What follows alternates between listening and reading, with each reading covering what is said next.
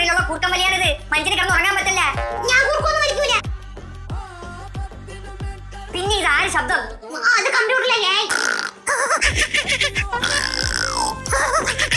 സിംഹവാലം കുരങ്ങിന്റെ ശബ്ദം. ഇതെവിടെ സൂര്യൻ റെക്കോർഡ് ചെയ്തതാ? സൂര്യനല്ല, ഞാൻ രാത്രി സൂസുമുള്ള ഇറങ്ങിയപ്പോഴേ എന്റെ തന്തപ്പടിയുടെ കൂർക്കം വലി. അതേ തന്തപ്പടി ഞാനല്ല.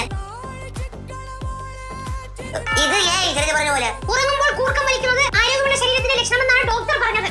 ഏത് ഡോക്ടർ? ഡോക്ടർ ജലജാമ്മ. ഇതിനൊരു തീരുമാനം വേണം. തീരുമാനമായി.